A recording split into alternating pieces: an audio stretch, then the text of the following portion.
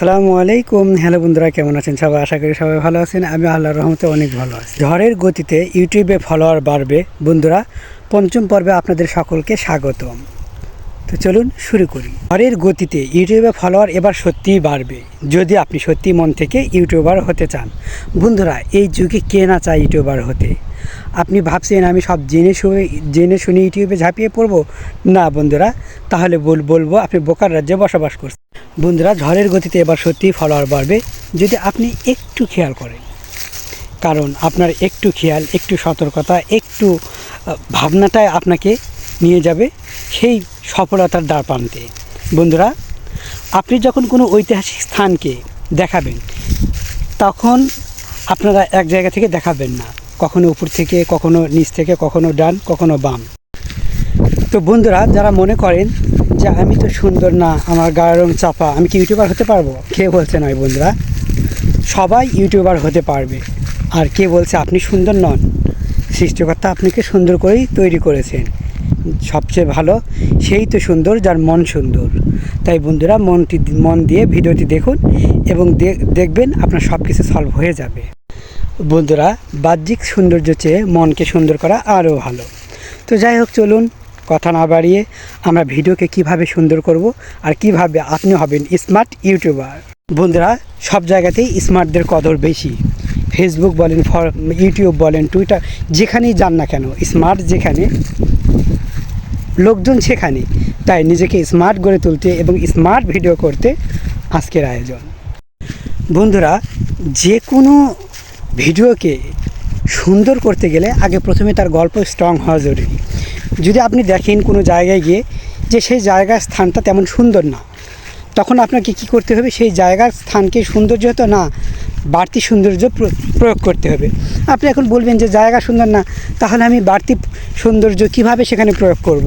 সেখানে আমি সৌন্দর্য কিভাবে বৃদ্ধি করব?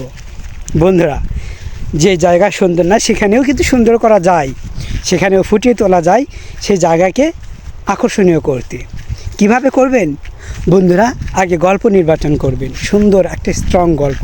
আপনারা দেখবেন যে অনেক ইউটিউবার আছে বা অনেক ভিডিও আছে, অনেক ভিডিও আছে যেই ভিডিওগুলো কিন্তু আপনি দেখবেন এই জমির আল দেখাচ্ছে, জমির এই আলুর বাড়ি দেখায়, সরষা বাড়ি দেখায়, ক্ষেত দেখায়, যেগুলো বা পাতার বা এমন জায়গা যেগুলো আহামরি সুন্দর না, কিন্তু সে নিজের ভয়েসটা এত সুন্দর করে সাজিয়ে গল্পটা বলে যে মানুষের স্থান না, তার গল্প শোনে।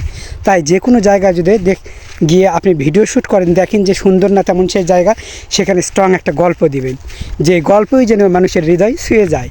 তবেই আপনি স্মার্ট ইউটিউবার হতে পারবেন।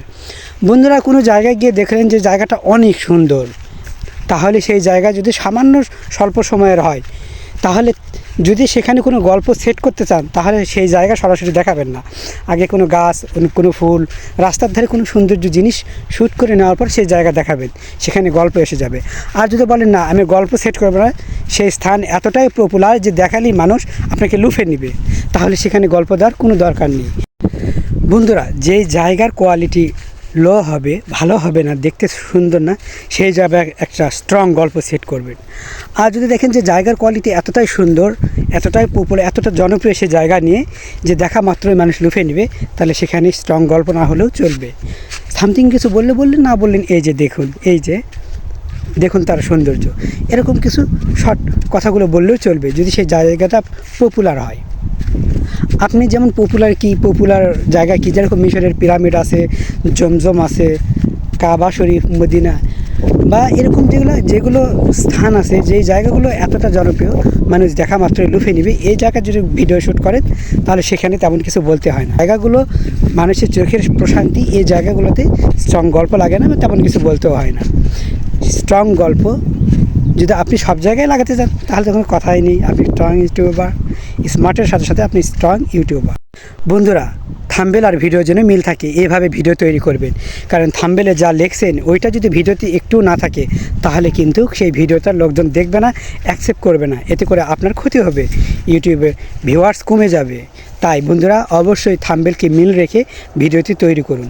কিছু হলেও যেন থাম্বনেলের সাথে আপনার ভিডিওর মিল থাকে, এটা অবশ্যই খেয়াল করা প্রত্যেক ইউটিউবারের উচিত।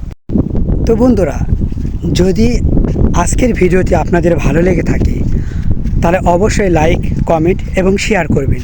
সেই সাথে সাবস্ক্রাইব করতে একটু ভুল করবেন না। তাই চোখ রাখুন হৃদয়ের কথা জানতে আপনাদের প্রিয় ব্লগার হৃদয় হাসান হৃদয় ব্লগে। আল্লাহ হাফেজ বন্ধুরা।